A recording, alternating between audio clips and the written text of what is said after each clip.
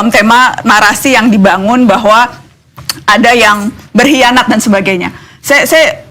Ada yang kemudian akhirnya ramai diputar lagi, Mas. Percakapan kita di Mata Najwa 5 tahun yang lalu.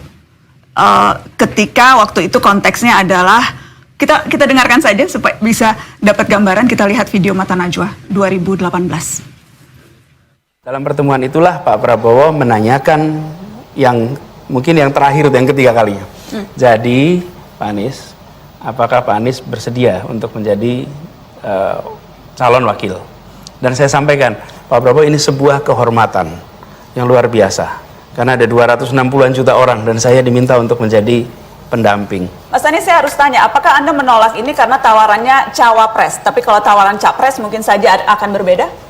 Tidak pernah ada tawaran capres. Tidak pernah ada tawaran capres dari Pak Prabowo? Ya. Tapi dari pihak-pihak lain ada beberapa tawaran capres ke Anda, Mas Anies? Betul. Dan pada semua saya katakan, saya tidak ingin menjadi bagian dari orang-orang yang mengkhianati Pak Prabowo. Saya sampaikan pada semua. Tidak. Begitu Pilpres selesai, saya bertemu dengan Pak Prabowo dan saya sampaikan kepada Pak Prabowo, saya sampaikan pertama, mission accomplished. Tugas yang dititipkan kepada saya untuk di Jakarta dari PKS, dari Gerindra telah saya laksanakan dan alhamdulillah mission accomplished. That's report number 1. Laporan nomor kedua, saya katakan Pak Prabowo, Gubernur Jakarta akan selalu dapat perhatian. Aneh kalau kita bilang, oh kaget dapat perhatian. Tidak, Gubernur Jakarta itu selalu dapat perhatian. Karena itu saya sampaikan kepada Pak Prabowo dari sekarang. Ini masih setahun yang lalu. Pak Prabowo, I will not intercept on your candidacy. Saya tidak akan memotong proses pencalonan Pak Prabowo dan proses kampanye Pak Prabowo. Dan komitmen itu saya pegang. Siapapun yang bertemu dengan saya, mendiskusikan soal ini, selalu saya katakan bahwa saya memiliki komitmen dengan Pak Prabowo. Tidak ada yang tahu kecuali saya dan Pak Prabowo. Tidak ada yang tahu.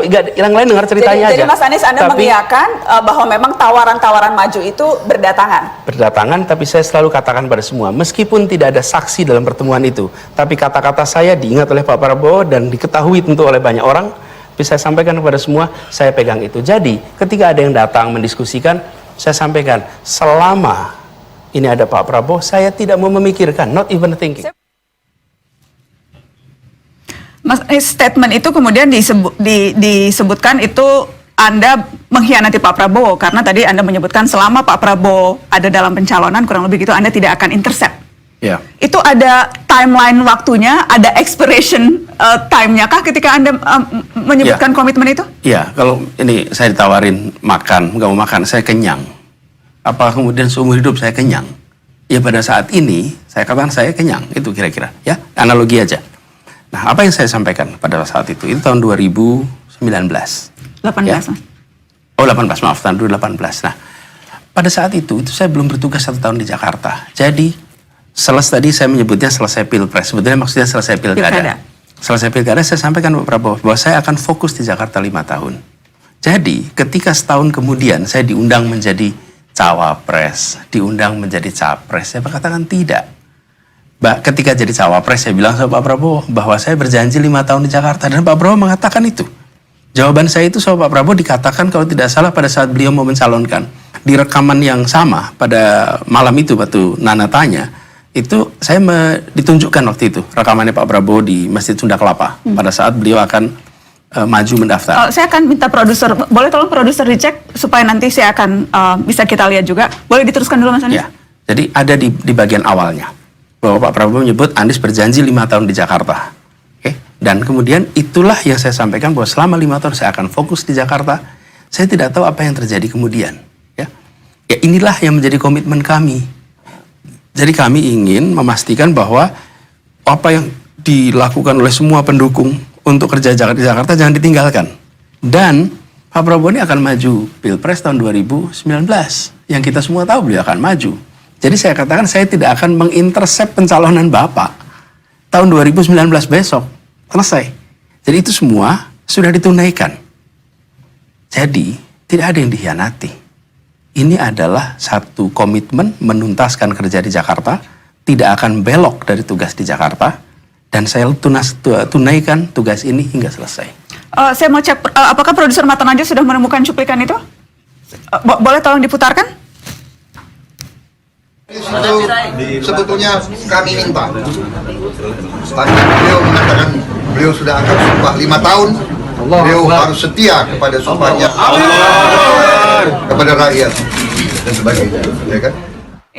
Ini yang Anda maksud, Mas Anies? Ya, jadi ketika kita berbicara itu konteksnya 5 tahun kemarin bahwa saya berkomitmen untuk di Jakarta, saya tidak akan kemudian mengkhianati komitmen saya. Komitmen saya juga Pak Prabowo, bahwa 5 tahun saya akan di Jakarta dan itu saya selesaikan. Jadi ini menurut saya agak terlalu jauh kalau kemudian dinyatakan sampai kapanpun tidak akan bersedia dicalonkan. Nah, sekarang juga saya tidak mencalonkan diri. Saya sedang bertugas di Jakarta, dicalonkan oleh partai yang pada saat pilkada juga tidak mendukung saya. Yang mendukung saya adalah PKS. Dan sejak kemudian dicapreskan oleh Nasdem, apakah sudah sempat bertemu dan berbincang dengan Pak Prabowo? Belum. Saya waktu itu menyampaikan permintaan untuk berjumpa, belum dapat waktu. Kemudian kita coba beberapa kali, belum ada waktu, sehingga saya kirimkan surat kepada beliau dan menyampaikan kepada beliau perkembangan yang sudah saya lewati, tuntas di Jakarta, dan juga perkembangan bahwa ada dinominasikan oleh Nasdem. Dan kemudian saya kirimkan surat itu kepada beliau. Bagaimana Anda menggambarkan hubungan Anda dengan Pak Prabowo sekarang? Saya hormat pada Pak Prabowo. Pak Prabowo adalah pribadi yang memiliki kecintaan pada Indonesia yang luar biasa, dan saya akan selalu hormati beliau. Baik. Nah, saya ingin catatan kemarin, termasuk yang kasus yang kemarin disebutkan terkait peristiwa beberapa hari ini. Peristiwa beberapa hari ini, kalau kita perhatikan, sudah terjadi itu ketidaksepakatan. Nama yang saya usulkan sudah, yaitu nama yang tersedia satu nama. Tapi terjadi ketidaksepakatan antar partai. Bahkan di ujung sudah dikatakan, deh silakan Demokrat bisa mengeksersis opsi apapun. Jadi pada saat itu, saya sudah di dalam situasi di mana utusan saya sendiri mengatakan, Mas, ini artinya Mas bisa nggak berlayar hari Selasa pagi. Dan saya katakan, sudah kita serahkan pada Allah. Bila memang Allah takdirkan untuk berlayar, insya Allah berlayar. Ada caranya yang kita nggak tahu.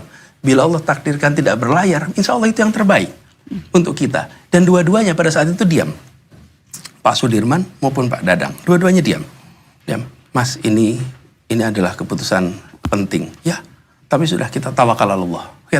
Dan kita tidak pernah menduga, saya tidak pernah menduga di malam hari muncul opsi baru, nama baru, partai baru di dalam koalisi sama sekali. Makanya ketika saya diundang untuk berdiskusi, saya katakan unthinkable. Jadi tidak ada hal di sini yang dicederai karena memang tegang kita. Sudah terjadi ketidaksepakatan itu. Anda mau menggambarkan itu untuk kemudian, karena sekarang kan narasi yang kemudian banyak berkembang adalah Mas Anies digambarkan sebagai pengkhianat nih. Sebelumnya mengkhianati komitmen dengan Pak Prabowo, kemudian sekarang mengkhianati komitmen dengan SBY dan seterusnya dan seterusnya. Ya. Anda berusaha menjelaskannya dalam konteks itu? Bukan hanya menjelaskannya. Jadi dilabeli bukan berarti kita melakukan. Itu kan persepsi yang dicoba dimunculkan. Tapi fakta ini adalah fakta yang boleh diuji dalam sejarah. Oke. Dan saya ingin sampaikan juga pada semua, ya ini ujian. Kalau kita mengerjakan banyak hal, pasti ada persepsi yang bisa berbeda. Karena itu saya sampaikan. Nah, walaupun ini kami tunjukkan fakta-faktanya, pada akhirnya kita ini sedang berusaha untuk Indonesia yang lebih baik. Perubahan yang bisa dilakukan untuk seluruh masyarakat. Kita ingin agenda perubahan itu bisa jalan. Itulah tujuan utama. Misi utamanya itu bukan bagi-bagi posisi. Misi utamanya adalah melakukan perubahan. Jadi saya melakukan penjelasan ini sebagai sesuatu yang terpaksa harus dikerjakan. Karena ada informasi yang tidak lengkap atau tidak akurat. Tapi menurut saya ini tidak akan pernah selesai he says. Ya kata dia, kata saya. Tapi ini fakta, ini jelas. Dan saya jelaskan apa yang kami alami, apa yang kami putuskan.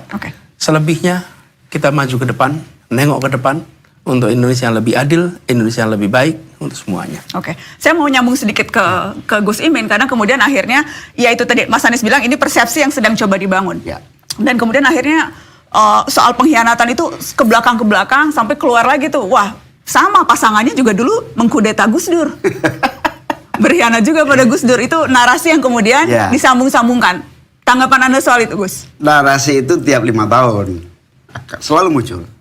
Setiap pemilu dimunculkan, di-sharekan. Tentu musiman lah, saya bilang itu musiman. Tetapi tuduhan saya berkhianat itu sama sekali tidak beralasan. Bahkan ada yang bilang saya kudeta. Yang benar adalah bahwa justru saya dikudeta. Dikudeta oleh orang-orang yang kemudian Gus Dur memberhentikan saya. Bahkan saya dengan ikhlas berhenti dari ketua umum. Saya nonaktif. Hampir 1 tahun saya menyatakan terima atas pemberhentian Gus Dur. Bahkan termasuk yang paling langka. Semua orang yang dipecat Gus Dur ngelawan. Satu-satunya ketua umum yang dipecat Gus Dur tidak ngelawan hanya saya. Bahkan setelah saya serahkan, kemudian kepemimpinan diambil alih oleh Ali Maskur dan Yeni. Ali Maskur sebagai wakil ketua umum, Yeni sebagai sekjen, terjadi kepemimpinan lebih kurang 1 tahun. Dan saya tidak ikut-ikut, saya kembali menjadi salah satu ketua. Nah, dalam proses kepemimpinan Ali Maskur dan Yeni inilah, itu hasil kudeta terhadap saya.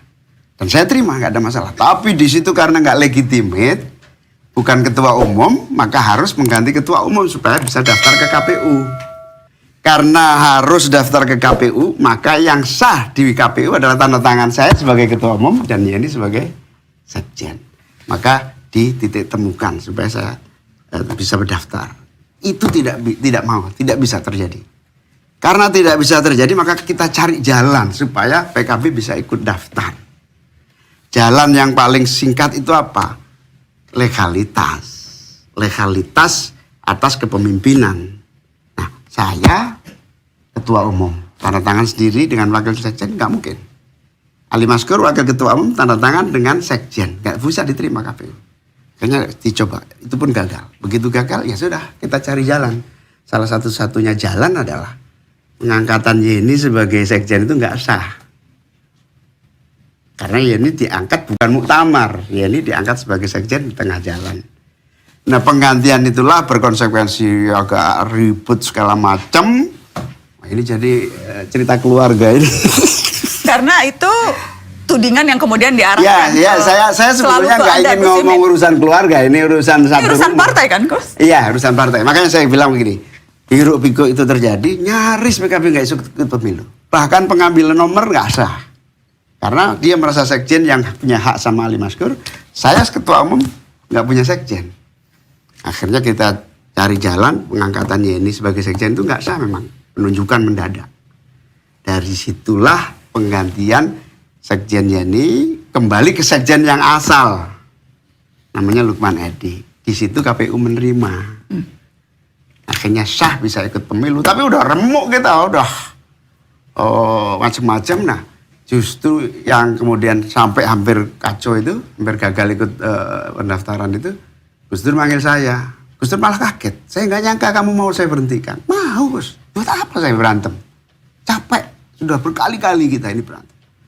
Ya sudah, kamu bikin surat pengunduran diri sekarang. Saya, ini sudah ada draftnya. Siap, saya tanda tangan. Saya tanda tangan surat pengunduran diri agar semua smooth. Apa yang terjadi? Semua orang belum tahu.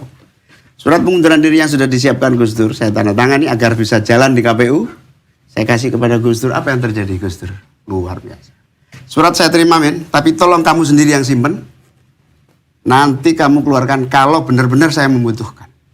Sampai hari ini tidak pernah diminta Gus Dur surat itu ada di tempat saya. Ini behind the sign yang sesungguhnya itu ini. Sehingga alhamdulillah bisa lolos ikut pemilu. Masih ada surat itu, Gus? Ada, masih ada sampai sekarang. Dan itu jimat yang tidak boleh ada saksi-saksinya juga yang akan terjadi. Nah, itulah, jangan dibalik-balik, saya mengkudeta Gus Dur. Saya yang dikudeta. Tetapi saya terima, saya enggak. Itulah yang terjadi.